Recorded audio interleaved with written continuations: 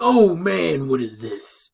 Oh, it looks like the North Coast Football Fantasy Football Weekly Recap is back, baby. Yes, yes, yes. All right, ladies and gentlemen, welcome back. It has been a little bit of time. It's been a little bit of time.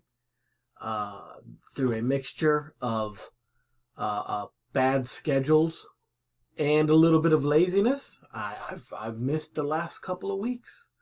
And I'll tell you something. I'm not gonna lie. I've kind of missed doing this. Kind of missed it. Maybe you guys have missed me doing this.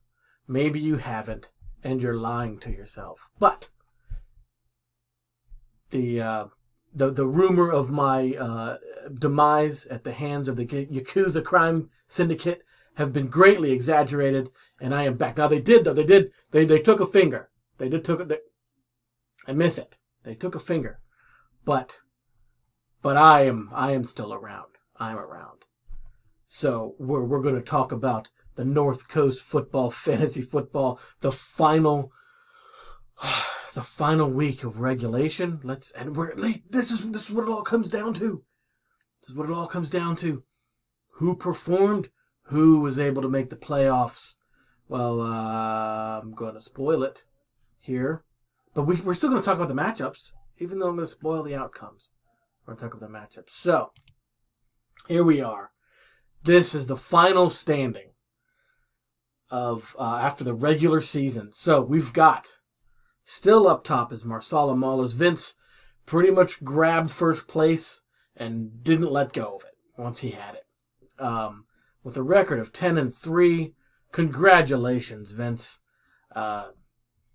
You've got the best record, and therefore you, sir, have won the regular season, and you get yourself a bye week. Now, the way the schedule was, and I know it was mentioned on the message board, the league message board, but every single match this week had implications of who was going in. None of the people that had like those middle of the road records fought each other. It was all underdogs against the potential playoff people. And so all the people, even the people that had no chance, the teams that had no chance of making the playoffs could play spoiler. And it happened. Yeah. Oh, yeah. Yeah. There were a couple of spoilers out there. Potential spoilers. And successful ones. So, we're gonna take a look at the playoff picture, about the playoffs, and my predictions at the end, after we've gone through the review. Okay? But, for now, we've got Dan with these unprecedented times. He held on to second place. He held on to second. That was pretty good for him. Scott launching himself up 2 spots. Bones being steadfast in his 4th place. And then look at what happened. Look at what happened. For Castleton. Can I get high enough to... Yes. I spent money on this t-shirt for a good reason. For Castleton. I did it. We did it. Hey, my finger's back. It's a Mother's Day miracle! And then rounding out the top 6 and those who made it was Mr. Nero's Fiddle, Mr. John the Younger. So those are the people who made it. Now we're going to look at the playoff schedule later, and I will have my predictions of what's going to happen. Not just that I'm going to win, that's boring, right? But what's going to happen for these last 3 weeks of the playoffs. And then we've got, running down the list, look, this is the last time I'm going to be able to say your names. Because even though you, listen, from 7 on down, you guys, yes, you play games, but nobody cares. Maybe you guys care. All right, so Finns, then, Matt and the Finns, then Josh and the Wet Ass Pips. Down to Kurt and feeling fine, last week's champion. Down there. down there with the common folks. Oh, I'm sure losing record doesn't sit well with Mr. Kurt. We'll see how he exacts his revenge next year. I expect something dubious. Then Ryan in the Black Swan event. Hey, he got himself from the bottom. He worked hard. He got himself in the 10th place. Steve with Roy. Steve with Roy. But he had rough back end of the season here, down to 11th. Finally, Jeff and the Banana Slugs. We're gonna look at his matchup, and at the very bottom of the pack, Adam and the 8-Bit Defenders. Now, keep in mind, listen, those of you guys in the lower brackets, remember, the last place team, next year's name is decided by the 3rd place team. I think I have that right. I believe it's a 3rd place team. Chooses the name of the last place player or their team. So, right now it's you, Adam. It's you. Let's see if you stay there. All right. Hey, guys, look. Let's get into the matchups for this, the final week of the regular fantasy football season. Okay, hey, just like with all the other ones, we're starting off with the team that had the bye week. And yes, I got lazy with the graphics this week, okay? Got lazy with it. Takes a little while to put those graphics together. I don't think you guys realize. It's okay. But this week I got lazy with it. So, we've got Josh and the wet-ass Pips. He had his bye week, so he got the W. Now, Josh was in a position where if a lot of things went his way, he could have made the playoffs. Now, it didn't happen. But he ended with a winning record, 7-6. Now, considering how your season went, you should be okay with that. Obviously, you're not happy, you know. Christian McCaffrey getting injured. That's a tough hole to dig out of, you know. Not a lot of people are gonna try to help you out for that one. But let's see which players aren't gonna be in the playoffs. Okay, we've got Mr. Cam Newton, Mr. Miles Sanders. Actually, Cam had a game, right? Finally, he had a game. I think he cost you one or two back there. Miles Sanders. Gosh. The Philadelphia Eagles this year were just a complete trap team. A complete trap. J.K. Dobbins, I mean, he had a game, kinda, against Dallas. I mean, who doesn't have a team against the worst defense in the league? Devontae Parker, Deontay Johnson, Dallas Goedert, Chase Edmonds. Now, I also didn't realize how many teams had bye weeks in week 13. A lot of teams were on bye week. So, anyways, Josh, good season. Oh. I flashed other scores up there for a second. Oh, can't be doing that. Okay. Yes. Good season, man. Better luck next year. See what you can do in the under bracket. See if you can get naming rights. Wouldn't that be fun? Okay. All right. Next up. Okay, hey, on to my favorite matchup of the week. Oh, it was for Castleton against Adam and the 8-Bit Defenders. Now, look, I'm not going to lie. I had a lot of confidence going into this game. Of all the opponents to go up against, I felt like I had a decent chance against Adam. But I needed other things to happen. Remember, I was coming into this week in 7th place. So I needed some things. I needed some help. But this was absolutely a must-win for me. If I didn't win this, I could not make the playoffs, even if everybody else in the playoff running lost. So I had to win. Now, luckily, Adam provided that path of victory for me. He allowed me graciously to run up the score.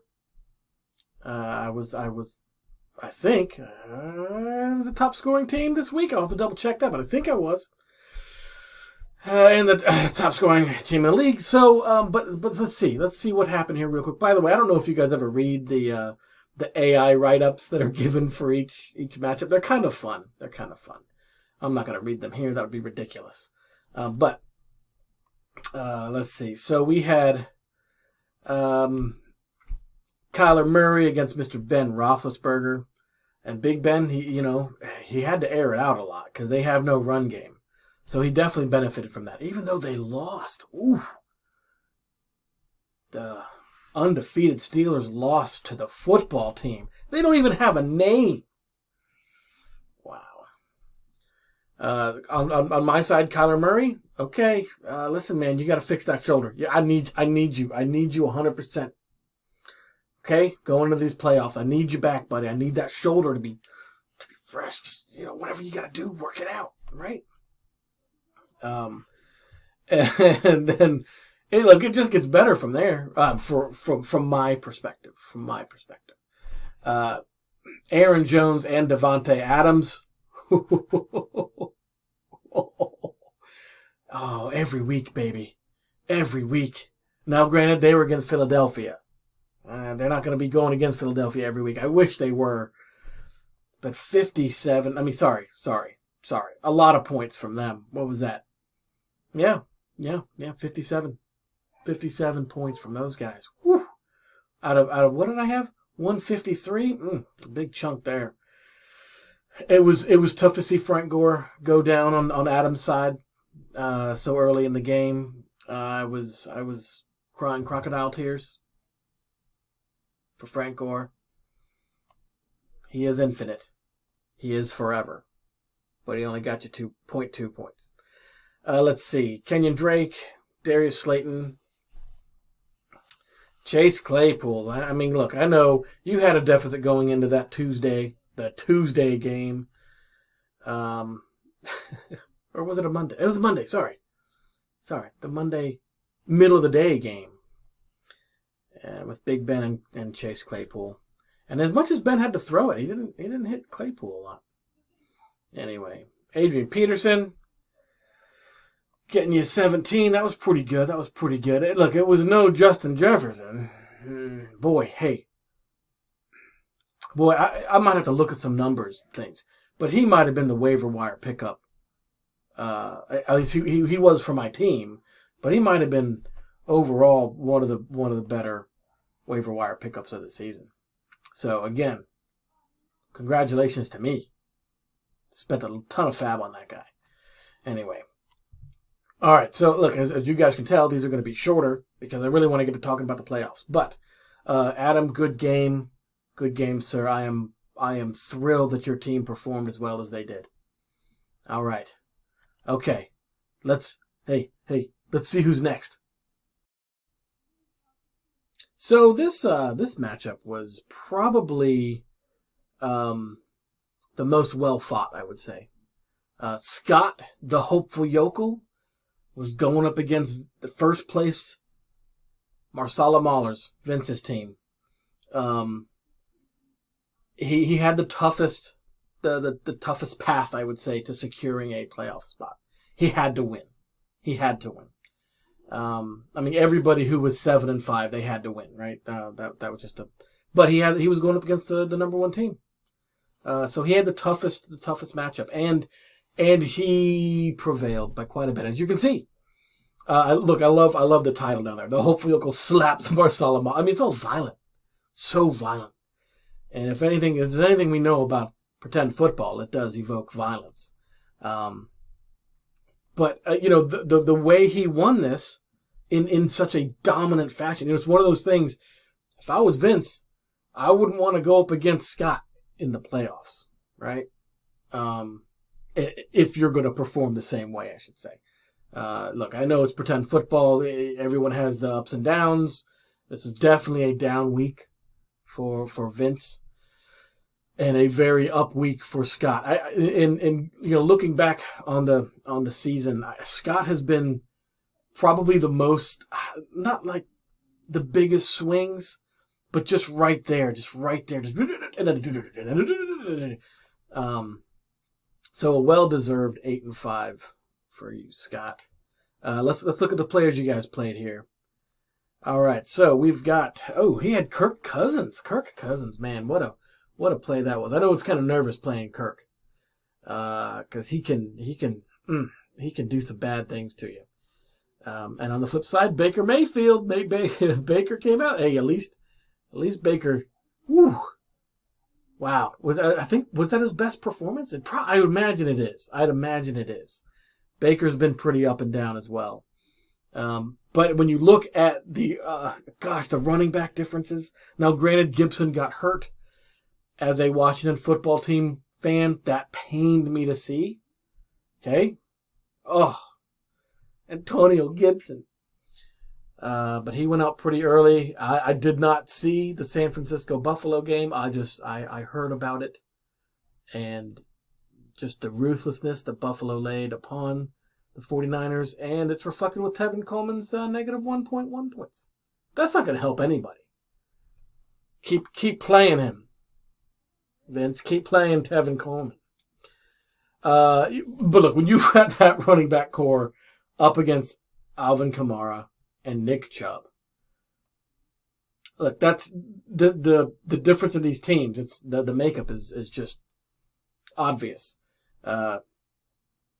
Scott's got the running back core, and Vince has the wide receiving core.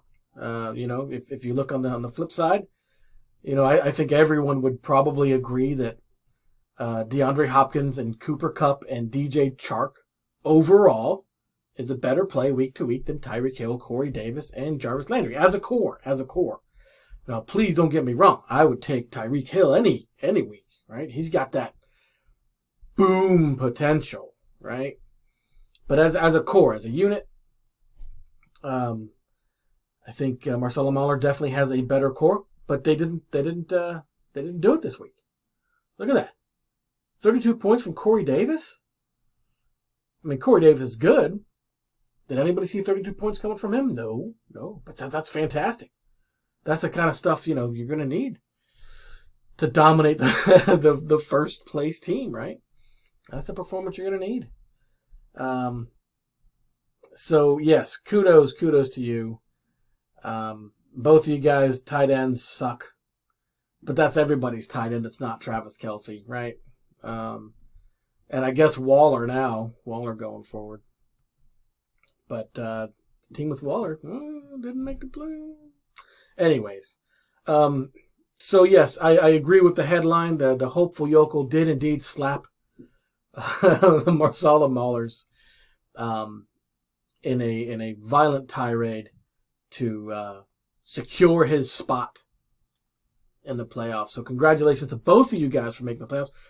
Vince, you got the bye week. Probably glad you got the bye week because I'm not sure Antonio Gibson's going to be in. And we'll look at the playoff picture and we'll see who Scott's going to go up against. We'll see. But congrats to both teams. All right. Let's see the next matchup. Oh, hey, let's take a little peek-see here at Dan in these unprecedented times against Steve with Roy. Steve, I'm not going to lie, that's always been weird to say. It's like Steve Roy Steve. But Steve's team named Roy against Dan's team named These Unprecedented Times. So the scenario going into this week was that Dan was in second place. I believe he had secured a playoff spot. He had not secured the second place spot. He was coming off of a four place swap. He dropped down 4 and hopped back up 4. It was a pretty drastic change in the standings with the previous couple of weeks that I did not cover. But if he had lost this week, he might. I don't think he would have had second place and had that bye week secured. So you've got that going. Now, this was a squeaker. The closest match of the week. I believe if Steve had won again, the stars would have had to align for a 7-16 to make it into the playoffs, but it wasn't impossible. And you can tell the headline for this one is not violent at all, unless I guess grinding could be violent, could be considered violent, depending on how it was. Let's look at the players. All right, really cool quarterback matchup, right? Aaron Rodgers against Patrick Mahomes. Man, gosh, I'd pay to see that. Mr. Aaron Rodgers just barely edging him out. Now onto the running back core. Now, gosh, David Montgomery was predicted he would have a game, but boy did he have a game. I'm sure you would have wanted to see that earlier and throughout the season there, Steve. But Dalvin Cook doing Dalvin Cook things. 23.9, boom, there you go. Now, the big question mark, and this is Clyde Edwards-Helaire. I mean, he had an illness, but he was listed as active. There's no way, you couldn't have known that he wasn't going to be put in at all. At all. Honestly, that's a head scratcher. 0 with Mr. Clyde Edwards-Helaire. I feel a little bit bad about that, seeing as I'm the guy who traded him to you. I don't feel too bad, but a little bit bad. But honestly, that trade was more about Terry McLaurin, who also, he didn't do anything. I'm sorry. But not really. 2.4 points from Mr. McLaurin. When you look at the wide receiving core, same thing with the running back core. Just not quite as drastic, but you've got DK Metcalf doing 10.5, and then Jerry Jeudy doing 1. Brandon Cooks doing 9. Okay. Terry McLaurin doing 2.4. The difference, obviously, here is going to be the tight ends. That's a pretty big disparity, with Hawkinson getting almost 12 points and Austin Hooper getting you almost 9, right? But the kicker disparity, again, I don't usually talk about kickers, but 16-4, holy crap. Mr. Harrison Butker. He had himself a day. All right, so look, going forward, obviously, Dan, you've got the bye week. Congratulations to that, sir. You can relax a little bit. And Steve, you're playing for naming rights, man. I'll bet you could come up with some fancy pants names to insult the eventual last place team. So we'll see how that all pans out. But this one was probably the least. I don't know. Look, if Steve had won and Dan had lost, not a lot would have changed in their situations in terms of the playoffs, making the playoffs. But Dan just barely securing that bye week. So congratulations to you, sir. Steve, better luck next year. And that's all I got to say about this one. This was a fun one to watch. Because early on, I think Kurt got a little bit of a jump on John the Elder. So we had Kurt, who he's still feeling fine, against John the Elder with Bones Bombers. Again, look, Bones, their playoff dreams, it was on the line. And Kurt's been making a lot of moves. He ended up with a pretty decent lineup, to be honest. They just didn't do anything for him this week. So again, we have that violent headline where Bones beats up, feeling fine. Oh, that's such a great description. Just imagine fisticuffs for our amusement. Anyway, okay. So we had 113-72. Look, when you've got Justin Herbert, who's been doing well, only getting 4.3, and that's just the beginning of the end, right? When on the flip side, you've got Tannehill. Look, I know Bones, sitting there with Lamar Jackson, who I know overall, this season, a little bit of a disappointment, but he's been on an upswing. This past week, he performed well. Maybe it was a get-right game for him. But on the flip side, with your running court, Derrick Henry only getting 5? What? May have to go review some of those points. That was shocking. But still pulling out 113. Hey. At least it was all right. So who picked up the slack? Let's see. Chris Carson. Chris Carson's 18. Look at him go. And then looking on down, let's see. I mean, Kurtz, Giovanni Bernard, Raheem Mostert. I would not describe that as a stellar running back core. But then you've got Amari Cooper and T. Higgins. Yeah, there you go. Amari with his 13. All right, okay. And then you get down to your tight ends, and this is where Bones has pressed his advantage all season, and it has paid off.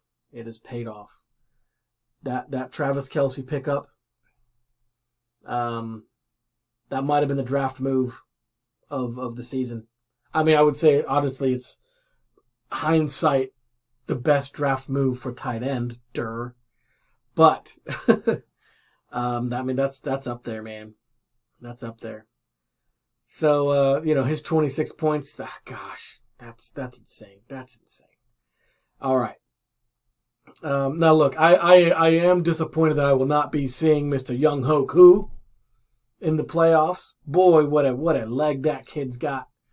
I think going into this week, he's a leading scorer in the NFL. Yeah. Go ahead on, young man. And the Colts defense showing back up. So look, he overcame quite a bit, Mr. Bones. But 113-72, not really close. But again, look, John the Elder, I think everybody would have picked him to beat Feelin' Fine this week. And of course he did so in a not so subtle fashion. So not a lot more to say about this except Kurt. It fills me with a little bit of joy to see that somebody who has a historical dominance in our league can fall to be just above average. Oh, that's wonderful. And I'm not. It's that little that gif of the crying and wiping your tears with the money. That's you, man. That's you. So yeah, you can only feel but so bad. But I'm gonna have to review this, but I believe John the Elder has been in the playoffs. Is this the 4th year in a row? I think it's every season he's been in our league except for the first. He's made the playoffs, including a couple second place finishes in there. So, both of these teams, both of these team managers have been titans of consistency. And so it's kind of nice. It's kind of nice to see them battling it out, and the fate of one's playoff hopes. And anyways, it was a good storyline to watch. I liked it. I enjoyed it. But again, no surprise, Bones beat up, feeling fine. So congrats to both you guys. But John the Elder, I believe. Well, I'm not going to spoil it. We'll talk about the playoffs later. All right. So, hey, let's get through these reviews so we can talk about the playoffs. So, the last 2 matchups we're going to talk about, these 2 are where the underdog was successful. We're starting with Ryan in the Black Swan event, going up against Matt and the Finns. Matt was in the playoffs or in positions to be in the playoffs at 7-5, and Ryan was in a position where he could not make the playoffs, but could play spoiler. And in this case, he was successful. Now Ryan has definitely turned it on in the last couple weeks. I mean, going from dead last to ending up in 10th. Okay. Little victories, right? Little silver linings that you got. Beating the Finns by 10 points, especially if you look at the lineups. And you'll see the Finns had more disappointment. I mean, obviously they lost, but on a player-by-player basis. And the Black Swan event, they were more consistent overall. So, again, we have a little bit of violence in the headline here where he beats the Finns. I believe that's a federal crime, beating up on a Dolphin. But maybe the Dolphin had it coming. Let's see. Starting out with Russell Wilson, who has been really, really good. Boy, has he been a good quarterback this year.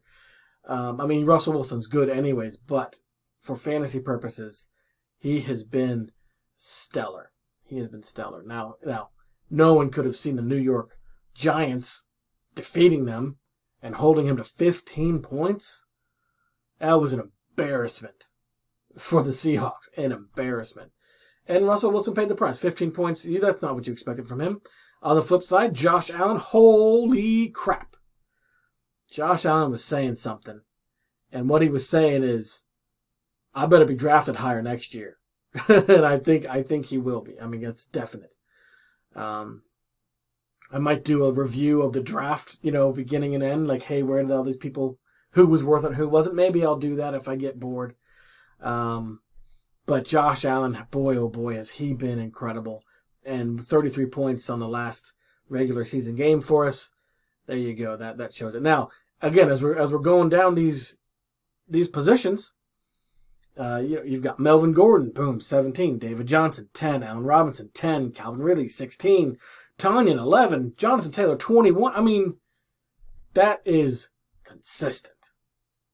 His only single digit was his kicker. Fantastic, man. Look, why couldn't that have happened earlier? I don't know. But on the Finns, though, he didn't make it. He didn't make the win easy. That's for sure. It was only 10 points. So 10 points, that's not a lot, right? That's one change. Carlos Hyde with 2, Malcolm Brown with 3, Julio Jones with 12. Now you're like, okay, well, all right, 12 is fine from a receiver, but Julio Jones, man, he's been booming lately. Been booming. Keenan Allen. And then you get to Darren Waller. Holy cow, 42 points. Man, that's incredible. That's incredible. Again, I think he's also saying, you better draft me higher next year. Tyler Lockett, who's usually better than 9. With the exception of the QB and the tight end, but none of your other skill positions, none of your running backs or wide receivers boomed, man. Kicker getting 0. Who thought the Chargers? I mean, as iffy as the Chargers are, but no, they didn't think they were going to get shut out by New England. Come on, 0 points, and then Chicago Bears only getting 3. So now, unfortunately, look, this did mean that Matt, you got knocked out, man. 7th place. Man, that's rough. That's rough. So Ryan, I mean, you got to feel at least a little bit successful, a little bit of vengeance. It's like you were the cause of a little bit of heartbreak. And Matt, look, you're the best. You're the best of the non-playoff teams. So take it out on them. Right. Anyway. Well, look, overall, again, I commend both of you guys on your team management this season. It was a struggle for Ryan. Hey, you had the second most points against, and that's rough for any team. Rough for any team. All right. Good luck next year, gentlemen. Good luck next year. That's it. Okay. Last matchup recap of the regular season for this, the 2020 season of the North Coast Football Fantasy Football League. So, Jeff and the Banana Slugs against John the Younger and Nero's Fiddle. Again, John was playing for his playoff.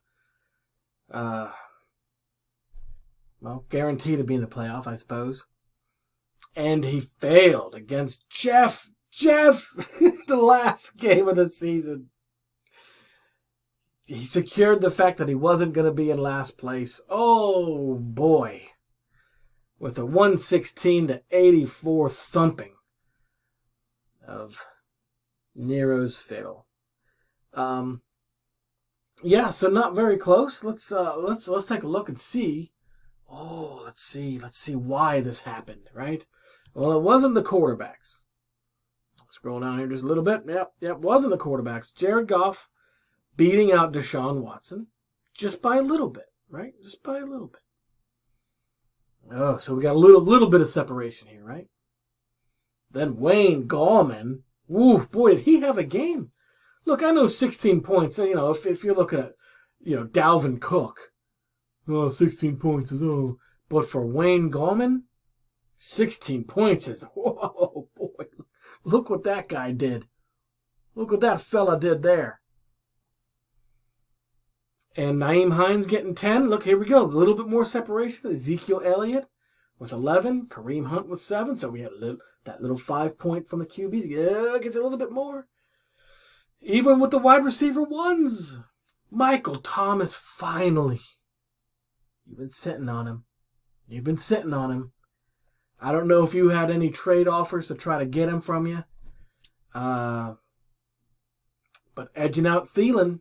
There you go. You canceled out John the Younger's wide receiver 1 with your Michael Thomas. So there's a 0.5. A little bit of separation. Now here's where John starts to make some coming back here with Mr. Stephon Diggs with his 14 points against Denzel Mims. I still love the fact you have Denzel Mims on your squad. I love it. All right. But then you turn that right back around. Here we go. Tyler Higbee getting 10 up on Zach Ertz. John, it all comes back to Ertz, man. It all comes back to Ertz for you. Boy, I think you've probably owned him more than anybody. I don't know that for a fact, but I feel that it's true, so it must be. But Zach Ertz with 4 points there. And then picking up the Pittman, and then against the Hunter Renfrow. Still the funnest name to say, Renfrow. All right, but here's where the disparity and the separation happens again. Kicker and defense. Look, when you get a 3 from your kicker and a -3 from your defense, like Nero's Fiddle did, well, those two scores cancel each other out. Let's see. 3. Yeah, 0. And then your opponent gets 20 points from their combo. Yeah, that's a rough thing to overcome there. But it wasn't enough to knock you out of the playoffs. So there's that. You got some help. You got some help from some other teams. So John, congratulations to being in the playoffs. Jeff, congratulations on finishing strong, finishing with an actual decent. And you're not in last place. You're not in last place. Or I think, look, once you lost Saquon Barkley and Michael Thomas, I think, the assumption is, well, you're done. You're hosed. You're screwed. And you were. You were, absolutely. Second to last, it ain't last, but it's still. But anyway, you came back with one last, gut punch. So there we go. Hey, congrats to both you guys. John, you made the playoffs. That's all you need, right? It gives you a chance. And Jeff, you didn't get last place. coming off of the most unlucky season that I have ever personally witnessed in pretend football. All right, so that wraps it up.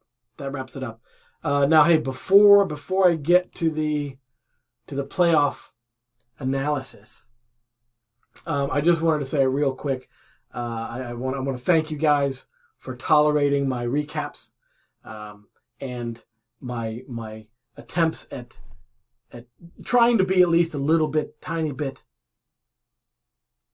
entertaining. Is that the word? Is that the word I'm looking for? Maybe. Keeping it interesting. There we go. We'll say that. I hope that I've kept it a little bit interesting. I do apologize for the last couple weeks. I know you guys, your lives don't revolve around this, and neither does mine, but life got in the way, like a little bit of way of doing something that I enjoy. So now that I'm back, this feels good. I feel good. All right. Let's take a look at the playoff picture here. I'm going to, give me a second. Okay, hey guys, for the first time in these reviews and recaps and videos that I've been putting, I have some breaking news, because I did not realize this until I was looking at the playoff brackets and the consolation brackets. But Adam cannot get out of last place unless something changes, because in the consolation bracket, he's not in it, which means he cannot improve his standing. So that also means that I'm not going to go over the consolation bracket at all. So, I mean, what are you guys playing for? Not to be embarrassed? I don't know. No, listen. Hey, fight to the end, right? Fight to the end. It doesn't matter. Even the playoff bracket. It doesn't. I mean, come on. But don't give up. Don't give up. Play to the end, right? At least do that in this crazy year. Distract yourself a little bit, even if it's playing for a fake place in a fake football league. Okay? All right. So let's look at the playoff picture. Ooh, the playoff picture. That sounds really nice, right? All right. Look at this. Look at this. The top 6 teams of this year of craziness. We've got in the top bracket Marsala Maulers. So Vince, you've got that bye week, man. That's a pretty precious thing, especially with Antonio Gibson, right? He's probably going to miss week 14. They said it might be a little bit of turf toe, which is honestly one of the wimpiest sounding injuries you can have. But ask anybody who's had a player with turf toe, and it's such a pain in the butt because they're out for who knows how long. Could be 1 week, could be 5. So you've got your bye week. You could rest easy, sir. Rest easy. And you're going to have to. Because I'm not going to lie. I am more concerned about my match against Bones Bombers than I am against a match against Marsala Maulers. I think we both have better teams, and I am gonna have to. My team's gonna have to perform to beat John the Elder. You beat me before in the regular season, sir. I do not take your team lightly at all. Heck, from the draft, I mean, your team's always been, again, I used the word consistent before, and right here, I don't want to go up against consistent. I want to go up against a more boom-busty team like Marsala Maulers, right? I'm sure I lost to Vince earlier this year because he boomed on me, right? I'd rather go up against that than a consistent team. So that's the top bracket right there, right? Marsala Maulers got his bye week, and then John the Elder against John the Better. John. For that first week 14 bit. All right, the lower bracket, we've got Dan with these unprecedented times. He's got his bye week. He earned it. He had to get that W to secure it, and he did.